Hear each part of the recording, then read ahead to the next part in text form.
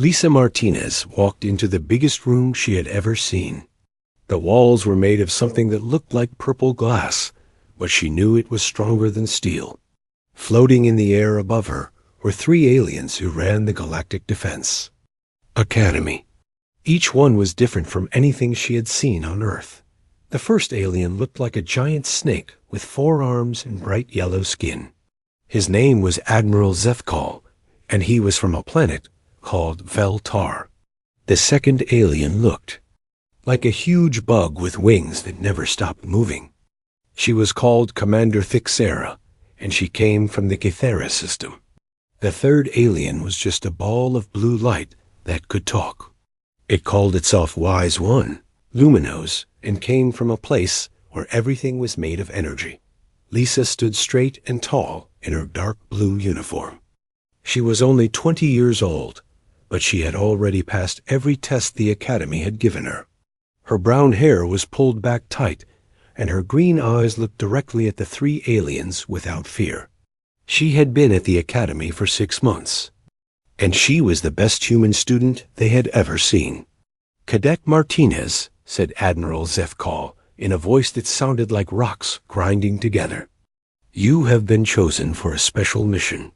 It is very dangerous." Lisa nodded, but said nothing.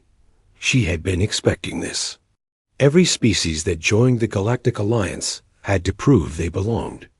The humans were the newest members, and many of the older species did not think they were ready for serious work. "Tell me about the mission, sir," Lisa said. The blue light alien floated closer. "There is a space station called Kepler Station. It is trapped near a star that is about to explode.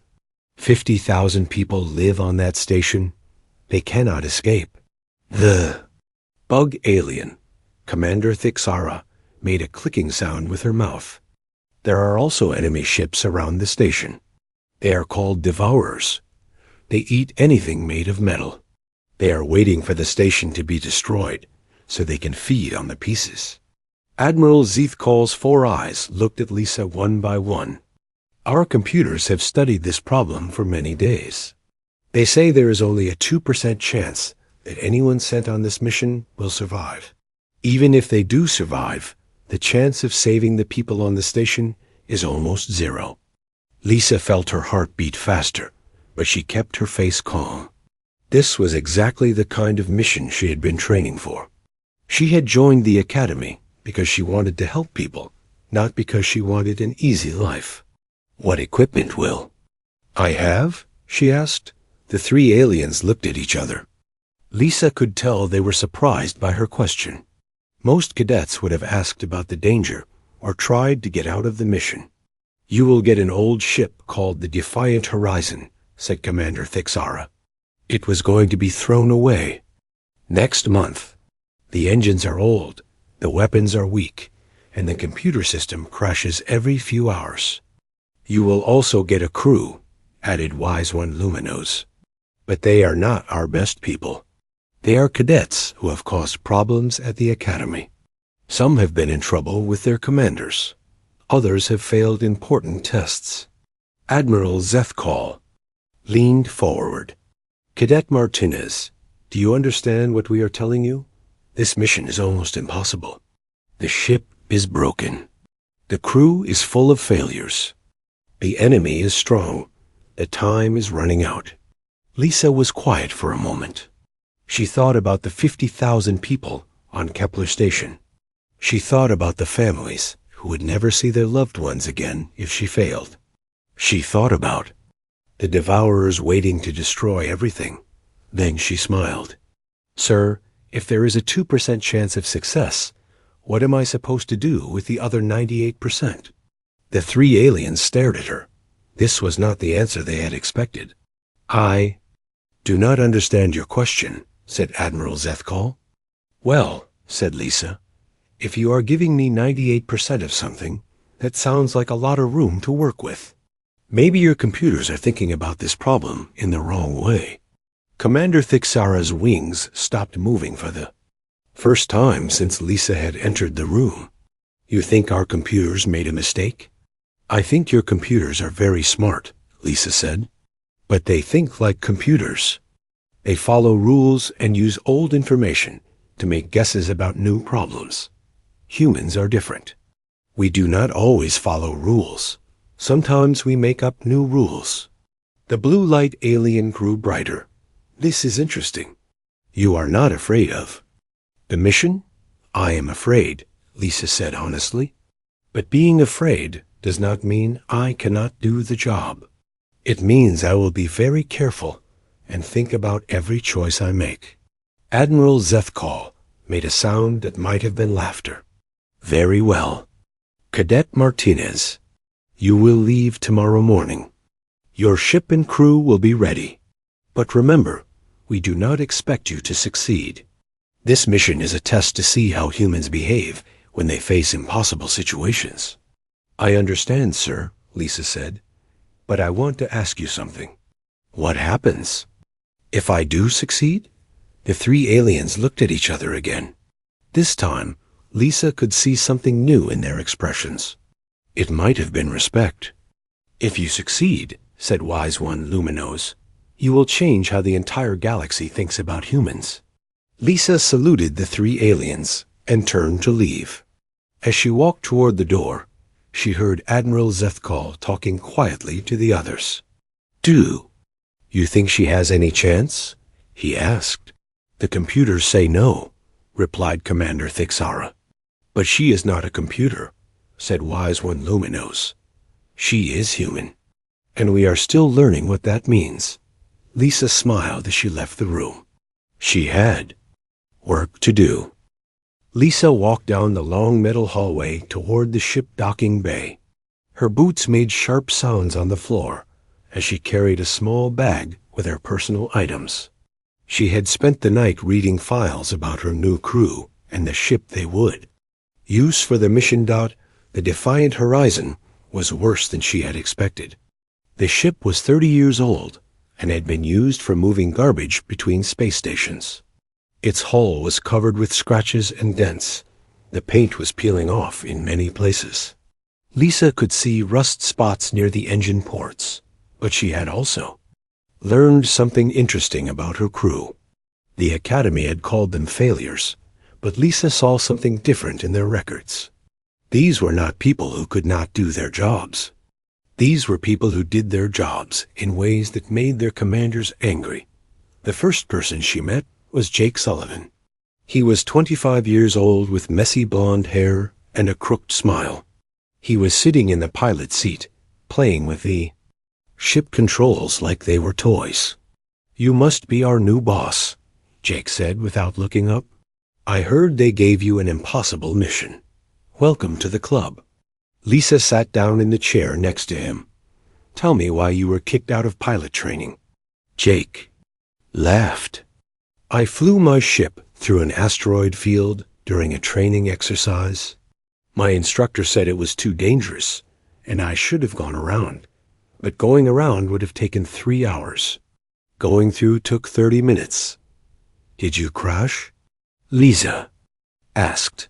Not even a scratch, Jake said proudly.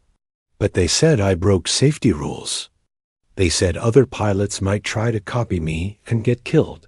So they gave me a black mark on my record and sent me here. Lisa nodded. She was starting to understand. Show me what this ship can do. Jake's eyes lit up. For the next 20 minutes, he explained every system on the Defiant Horizon. The ship was old, but Jake had been studying it for weeks. He knew exactly how fast it could go, how tight it could turn, and how much stress it could handle. The Academy thinks this ship is junk, Jake said, but I think it has possibilities. The engines are old, but they are strong. The computer is slow, but it never lies to you. The weapons are weak, but they always work. The next crew member Lisa met was Sithara. She was a Veltar engineer who looked like Admiral Zethkal, but was much smaller. Her skin was green instead of yellow, and she had only 2 arms instead of 4. She was working under the ship's main computer, surrounded by tools and spare parts. Cadet Martinez, Sithara said without coming out from under the computer. I have read your file. You have good grades in engineering class. Thank you, Lisa said. Can you tell me why you were sent to this ship? Sithara slid out from under the computer. Her large eyes looked sad. I tried to make improvements to the Academy's power systems. I thought I could make them work better and use less energy. But my supervisor said I was not following proper procedures. He said I was being too creative. Lisa looked at the tools around Sithara. They were not standard Academy equipment. Some of them looked like they had been made by hand. Did your improvements work? Lisa asked. Yes, Sithara said quietly. They worked very well, but that was not the point. The point was that I did not ask permission first. Lisa smiled. What improvements have you made to this ship? Sithara's eyes became brighter. Many improvements. The engines now work 15% better. The life support system uses less power. The computer crashes less often. But please, do not tell anyone. I do not want to get in more trouble. Your secret is safe with me, Lisa said. But I want you to keep making improvements. This mission is going to need all the help we can get. The third crew member was Clix, a Cathara who looked like Commander Thixara, but was much younger. His wings were bright red instead of blue, and he moved very quickly. He was in the weapons room, taking apart a laser cannon. Are you fixing that? Lisa asked. Clix made an angry buzzing sound. I am trying to make it less terrible. This weapon is designed to shoot at big, slow targets. But the Devourers are small and fast. These weapons will not hit anything important. Lisa watched Clix work.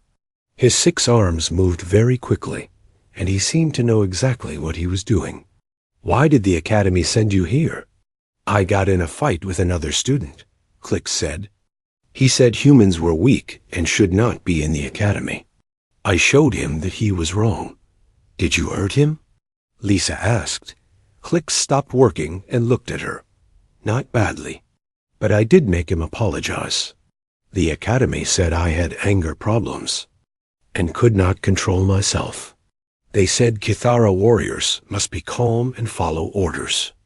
Lisa thought about this, but you are calm right now. You are working very carefully on that weapon. I am calm when I have something important to do, Clix said. I get angry when people waste my time with stupid rules. The last crew member was Folan, a luminari like Wise One Luminos. But instead of being a bright blue light, Folan was a soft yellow glow that seemed sad. She was in the navigation room, staring at star charts. Hello, Lisa said. I am Lisa Martinez, your new commander. I know who you are, Folan said in a voice like wind chimes. I can feel your emotions. You are worried about this mission, but you are also excited. Most commanders are only worried. Lisa sat down across from the glowing alien. Why were you sent to this ship? I feel too much, Folan said. During battles, I can sense the fear and pain of enemy soldiers. This makes it hard for me to do. My job. Other Luminari can turn off their empathy when they need to fight. I cannot. That sounds like it would be very hard, Lisa said. It is, Folan agreed. But it also means I can sense things that others cannot. I can tell when enemies are about to change their tactics. I can feel when someone is lying. I can predict how people will react in dangerous situations. Lisa looked around at her crew. Jake, the pilot who took risks that others were afraid to take. Sithara, the engineer who improved things without asking permission. Clix, the warrior, who fought for what he believed in. Folan, the navigator who felt everything around her. I want to have a meeting with everyone, Lisa said. Right now. 20 minutes later, all 5 crew members were sitting in the ship's small meeting room. Lisa stood at the front with a holographic display showing their mission details. The Academy gave me a crew of people who do not follow rules, Lisa said. They gave me a ship that is supposed to be junk. They gave me a mission that is supposed to be impossible. Do you know what I think about that? The crew looked at her with curiosity. I think they gave me exactly what I need, Lisa continued. This mission cannot be completed by following normal rules. We need people who think differently. We need people who are willing to try things that others say are impossible. Jake leaned forward. What are you saying? I am saying that we are going to ignore every rule about how to do this mission, Lisa said. We are going to use everything that makes each of us different. We are going to turn our weaknesses into strengths. She looked at each crew member. Jake, your dangerous flying might be exactly what we need to get past the Devourers. Sithara, your improvements to the ship might be what keeps us alive. Clicks, your anger might help you fight better than any calm warrior. Fowlin, your empathy might help us predict what our enemies will do. The crew was quiet for a moment. Then Jake started to smile. You know what? This might actually work.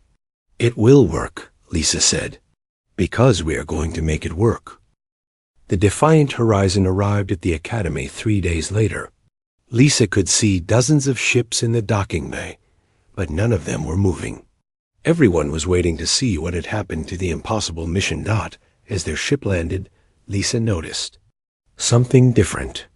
Instead of the usual small group of mechanics and supply workers, hundreds of people were gathered in the docking bay. Aliens from every species in the Academy were there, along with senior officers and instructors. Looks like we have an audience, Jake said as he shut down the engines. Lisa walked to the ship's main door with her crew behind her. When the door opened, the crowd became completely silent. Everyone was staring at them, waiting to see what would happen next. Admiral Zethkal stepped forward. His 4 eyes were blinking rapidly, which Lisa had learned meant he was confused or surprised. Cadet Martinez, he said in his rough voice, our sensors show that you have returned with 50,000 refugees from Kepler Station. Our computers said this was impossible. Yes, sir, Lisa replied. We saved everyone. Commander Thixara flew closer, her blue wings making sharp clicking sounds. Our tracking systems show that you destroyed or disabled 12 Devourer ships. You did this with an old garbage vessel and a crew of problem students. We did not destroy the ships, Lisa said. We just convinced them to leave. The Devourers are smart enemies. When they saw that we could fight them successfully, they decided to find easier targets. Wise 1 Luminos floated above the crowd, glowing brighter than usual. Explain your tactics, Cadet Martinez. Our war computers have been trying to understand your mission for 3 days. They cannot figure out how you succeeded. Lisa looked at the crowd of aliens around her. Many of them were holding electronic devices to record what she said. She realized that her answer would be studied by military schools across the galaxy. The computers calculated our chances based on normal tactics, Lisa said. They assumed we would try to sneak past the enemy or fight them with superior weapons. But we did not have superior weapons, and our ship was too loud to hide. She pointed back at the Defiant Horizon. So we did something that no computer would ever recommend. We used the dying star as our ally. Admiral Zethkal's eyes stopped blinking. You flew toward a star that was about to explode. This should have killed you. It almost did, Lisa admitted.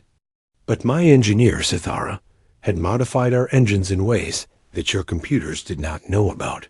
When we flew close to the star, the ship absorbed energy instead of being destroyed. She looked at her crew. My pilot, Jake, was willing to fly maneuvers that other pilots would never attempt. My weapons officer, Clicks, had redesigned our weapons to fight fast enemies instead of slow ones. My navigator, Folan, could sense what the enemy commanders were feeling and predict their actions. Commander Thixara made a confused clicking sound. But these crew members were sent to your ship because they were failures. They could not Follow proper procedures. That is exactly why they were perfect for this mission, Lisa said. Proper procedures would not work against this enemy. We needed people who could think of new procedures. She walked closer to the 3 senior officers. You gave me a 2% chance of success and asked me what I would do with the remaining 98%. I used that 98% to find solutions that your computers could not imagine. The crowd began to murmur. Lisa could hear aliens talking to each other in different languages. Some sounded excited. Others sounded worried. Are you saying that our computers are wrong? Asked Admiral Zethkal. I am saying that your computers are very good at solving problems that have been solved before, Lisa replied. But this was a new problem. It needed new solutions. Wise One Luminos floated closer. Show us these new solutions. We want to understand how you did this. Lisa spent the next 2 hours explaining every detail of their mission. She used holographic displays to show how they had approached the star, how they had used its gravity and magnetic fields, and how each crew member had contributed something unique. The audience asked many questions. Some aliens wanted to know about Cthulhu's engine modifications. Others were curious about Jake's flying techniques. Military officers were very interested in Clix's weapon redesigns and Folan's empathic targeting methods. The most important thing, Lisa said at the end, was that we worked together. Each person on my crew had skills that others thought were problems. But when we combined those skills, they became our greatest strengths. After the presentation, Lisa was called to a private meeting with the Academy's highest commanders. The room was smaller than before, but it felt more important. Besides the 3 officers she already knew, there were 5 other senior aliens from different species. Cadet Martinez, said Admiral Zethkal, we need to discuss what your mission means for the Alliance. An alien that looked like a walking tree spoke next. I am General Barkmouth from the Sylvan Collective. Your tactics have created a problem for us. If one human student can defeat 12 Devourer ships, what does this say about our other military strategies? Lisa thought carefully before answering. It says that every species has abilities that others do not understand. The Veltar are amazing engineers, but they are taught to follow exact procedures. The Cathara are excellent warriors, but they are taught to control their emotions. The Luminari are perfect navigators, but they are taught to ignore their feelings. She looked around the room. What if, instead of trying to make everyone the same, we encouraged everyone to be different? What if we used each species' unique abilities instead of trying to hide them? A floating jellyfish alien pulsed with different colors. This is a dangerous idea. Military forces need discipline and unity. If everyone acts differently, there will be chaos. There will be creativity, Lisa said. The Devourers have been winning battles for years because they know how Alliance forces think. They know our procedures and our tactics. But they did not know how to fight against something they had never seen before. The meeting continued for hours. Lisa answered questions about training methods, crew selection, and tactical planning. Some of the officers were excited about her ideas. Others were worried about changing systems that had worked for centuries. Finally, Admiral Zethkal made an announcement. The Academy will create a new program. We will call it Advanced Tactical Innovation. Cadet Martinez will help design the curriculum. Lisa felt her heart jump. Sir, I am honored, but I am still just a student. Not anymore, said Commander Thixara. You are now Lieutenant Martinez. Your crew will also receive promotions and new assignments. Jake Sullivan will become a flight instructor, announced Wise One Luminos. He will teach advanced maneuvering to pilots from all species. Cthulhu will join our engineering research division. Clix will train special operations teams. Folan will work with our intelligence services. Lisa smiled. What about the Defiant? Horizon? "The ship will be studied by our best engineers," said Admiral Zethkal. "We want to understand how Sithara's modifications worked. Then we will build better ships using her ideas." As Lisa left the meeting, she thought about how much had changed in just 1 week.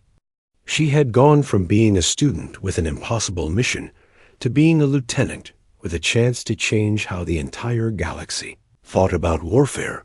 But the most important thing was that 50,000 people were alive because her crew had been willing to try something new. That made all the rest worthwhile. Later that evening, Lisa sat in her new quarters and wrote a message to her family on Earth. She told them about the mission and her promotion, but she also told them something else. "The Academy taught me that humans are good at surviving impossible situations," she wrote. "But I learned something more important. We are good at making impossible situations possible for everyone else." A defiant horizon flew through space toward the dying star. Lisa sat in the captain's chair, watching the main screen show their destination. The star was huge and red, and it was getting bigger every hour. Soon it would explode and destroy everything nearby. "How long until we reach Kepler Station?" Lisa asked. Folan's soft yellow glow flickered as she checked the navigation computers. 6 hours at our current speed. But the Devourer ships will see us in 2 hours. Jake turned around in his pilot's seat. The normal approach would be to try sneaking past them. But our ship is too big and too loud to hide. Lisa had been thinking about this problem for days. Every plan she could imagine had been tried before and failed. The Devourers were smart enemies who had destroyed many rescue ships. They knew all the normal tricks. "Sithara," Lisa called to the engine room through the ship's communication system. "Are your improvements to the engines ready?" "Yes, Commander," came the reply. "But I must warn you, they have never been tested in real conditions. The modifications might work perfectly, or they might cause the engines to explode." Clicks looked up from his weapon controls. "I like those odds better than what we face with the Devourers." Lisa stood up and walked to the communication panel. She turned on the ship's main transmitter and set it to broadcast on all frequencies. Every ship within 100 light years would hear what she was about to say. "This is Cadet Lisa Martinez of the Galactic Alliance ship Defiant Horizon," she said in a clear, strong voice. "I am sending this message to the Devourer fleet surrounding Kepler Station." Her crew looked at her with surprise. Broadcasting their location to the enemy was the opposite of what any military manual would recommend. "You have 30 minutes to leave this star system," Lisa continued. "If you do not leave, we will show you why humans are the newest members of the Galactic Alliance. This is your only warning." She turned off the transmitter and sat back down. Jake was staring at her with his mouth open. "Boss," he said slowly, "did you just threaten an entire enemy fleet with our one old garbage ship?" "Yes," Lisa said calmly. "Folan, what are the Devourers feeling right now?" The yellow light grew brighter as Folan concentrated. "Confusion, then amusement, now anger. They think we are either crazy or lying about having secret weapons." "Perfect," Lisa said. "Jake, I need you to fly us directly toward the star. Get as close as you can without killing us." Jake's eyes went wide. "You want to fly into a dying star?" "Not into it," Lisa said. "Around it. Sithara said she improved our engines. I want to see just how much improvement she made." The next 20 minutes were the most frightening of Jake's life. He had flown through asteroid fields and ion storms, but he had never flown toward a star that was about to explode. The ship's hull began to glow red from the heat. Warning alarms rang throughout the ship. "Hull temperature rising to dangerous levels," reported Sithara from the engine room. "But the modifications are working. The engines are running at 130% of normal power." Lisa watched the tactical display. The Devourer ships were following them, but they were staying much farther from the star. This was exactly what she had hoped for. Folan, can you feel what the Devourer commanders are thinking? They are confused and worried, Folan said. They do not understand why we are flying toward certain death. Some of them think it is a trick. Others think we really are crazy. Clix, are your weapon modifications ready? Yes, Commander, Clix replied. His red wings were buzzing with excitement. The weapons are now designed to fire very quickly at small, fast targets. But we will need to be close to do any real damage. Lisa smiled. Everything was going according to her plan. The Devourers expected them to either run away or attack with conventional tactics. Instead, they were doing something that seemed completely insane. Jake, take us behind the star. Use its gravity to slingshot us back toward the Devourer fleet. Jake's hands moved quickly over the controls. The defiant horizon swung around the dying star like a stone on a rope. The gravitational forces were enormous, but Cithara's engine improvements kept them from being torn apart as they came around the backside of the star. Something amazing happened. The star's magnetic field began to interact with their modified engines. Instead of just using the engines for power, the ship began to absorb energy directly from the star itself. This is impossible, Cithara said, over the communication system. The ship is absorbing stellar radiation and converting it to usable power. We now have more energy than a battleship. The defiant horizon shot out from behind the star like a bullet. The ship was glowing bright white from all the energy it had absorbed. To the Devourers, it looked like a small sun was flying toward them. All ships open fire on the human vessel, ordered the Devourer commander. But his ships were not in good positions to fight. They had spread out to surround Kepler Station, not to defend against an attack from the star. Lisa's plan worked perfectly. The defiant horizon was moving so fast that most of the Devourer weapons could not track it. The few shots that did hit were absorbed by the extra energy surrounding the ship. Clix's modified weapons fired continuously as they flew past the enemy fleet. His angry buzzing filled the bridge as he targeted engine systems and weapon ports. He was not trying to destroy the Devourer ships completely, just disable them enough to clear a path to Kepler Station. Folan, how are the people on the station feeling? Lisa asked. Hopeful, Folan said with surprise in her voice. For the first time in weeks, they feel hopeful. They can see our ship, and they know someone has come to save them. The rescue operation took 4 hours. Jake used the ship's extra speed to fly back and forth between Kepler Station and a safe distance from the star. Each trip, they carried as many people as the ship could hold. Cithara kept the engines running at impossible levels. Clix kept the remaining Devourer ships away with accurate weapon fire. Folan helped coordinate the evacuation by sensing which areas of the station were most desperate. When the last group of refugees was safely aboard, Lisa made another broadcast to the Devourer fleet. "This is Cadet Lisa Martinez," she said. "The evacuation is complete. All 50,000 inhabitants of Kepler Station are now under the protection of the Galactic Alliance. You may stay and be destroyed when the star explodes, or you may leave now and find easier prey somewhere else." The Devourer ships chose to leave as the defiant horizon flew away from the dying star system. Lisa looked back at the screen showing Kepler Station. In a few hours, the star would explode and the station would be gone forever. But everyone who had lived there was safe. "Jake," she said, "set course for the academy. I think we have some people to surprise." Jake laughed as he programmed the navigation computer. "Boss, I think we just changed the way the galaxy thinks about impossible missions." Lisa leaned back in her chair and smiled. The academy had given her a 2% chance of success.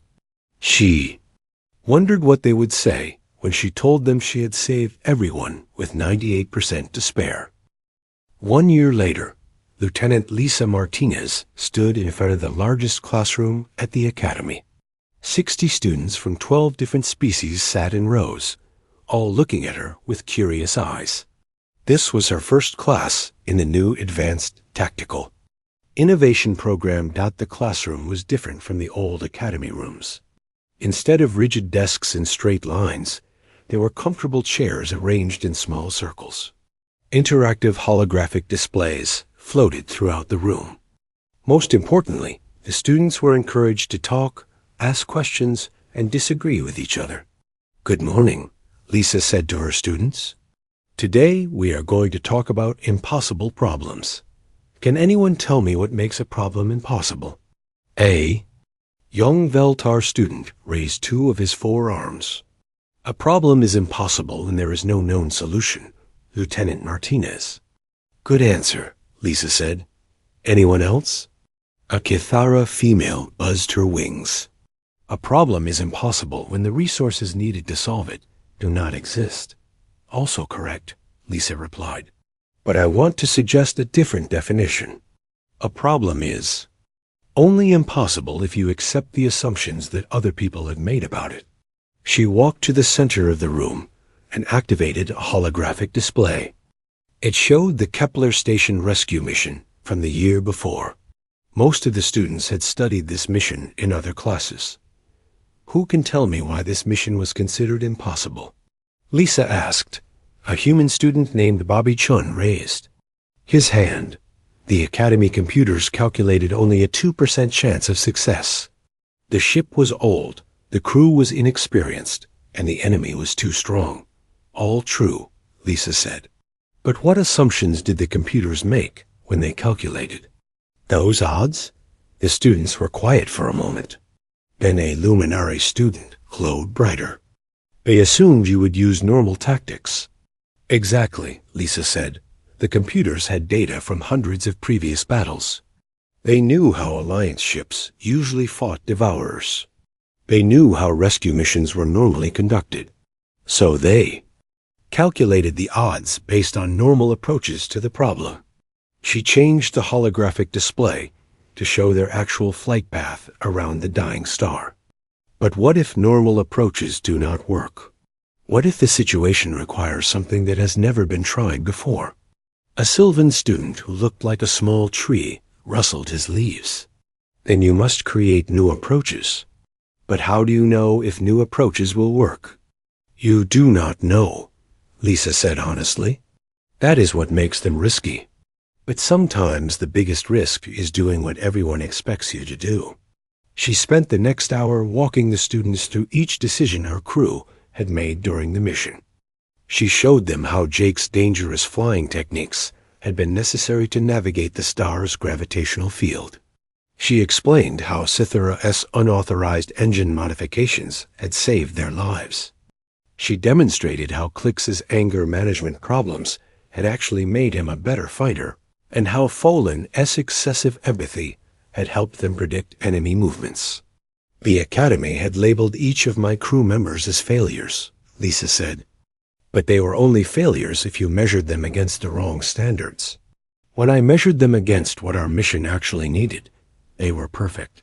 After the class, Lisa walked through the Academy halls toward her office. Everything looked different now. Where there had once been rigid schedules and strict rules, there was now flexibility and creativity. Students from different species worked together on projects that would have been impossible under the old system. She passed the engineering lab where Cythera was teaching a mixed group of students how to modify ship engines. The Veltar engineer had become one of the most popular instructors at the Academy. Her unauthorized modifications were now required learning for all engineering students. In the flight simulation room, Jake was teaching a Cathara student how to fly through an asteroid field. The young alien's wings were buzzing with excitement as she successfully completed a maneuver that would have been considered too dangerous. Just 1 year ago, the Weapons Training Center had been completely redesigned under Clix's direction. Instead of practicing against slow, predictable targets, students now trained against holograms that moved like real enemies. Clix had also created new training programs that taught students how to use their emotions to improve their accuracy. In the psychology department, Folan was working with students from all species to develop their empathic abilities. Even species that were not naturally empathic were learning to read emotional cues from their enemies and allies. Lisa arrived at her office to find Admiral Zethkal waiting for her. The Veltar Admiral looked different than he had a year ago. His 4 eyes seemed brighter, and he moved with more energy.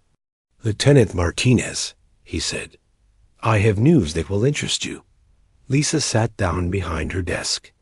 "Good news or bad news, sir?" "Very good news," Admiral Zethkal replied. "The Alliance High Command has reviewed the results of our new training programs. Combat effectiveness has improved by 40% across all species. Mission success rates have doubled. Most importantly, casualty rates have dropped to the lowest levels in Alliance history." Lisa smiled. "The students are learning to think differently. More than that," the Admiral said. "They are learning to think together. We are seeing innovations that no single species could have developed alone. A Veltar engineer working with a human pilot creates new ship designs. A Kithara warrior learning from a luminary navigator develops new battle tactics." He leaned forward in his chair. "But the most remarkable change is in how we approach impossible problems. 6 months ago, the Alliance faced a situation similar to your Kepler Station mission. A colony world was trapped behind enemy lines with no apparent way to rescue them. What happened?" Lisa asked. "We sent a team trained in your methods, Admiral," Zethkal said. "Instead of accepting that the mission was impossible, they found a way to make it possible. They evacuated the entire colony without losing a single person." Lisa felt proud, but also curious. How did they do it? "They used the enemy's own tactics against them," the Admiral explained. "Instead of fighting their way through the blockade, they disguised their ships to look like enemy vessels. They flew right through the enemy fleet and rescued everyone before the enemy realized what had happened." "Creative thinking," Lisa said approvingly. "Exactly," Admiral Zethkal agreed. "And this is happening throughout the Alliance.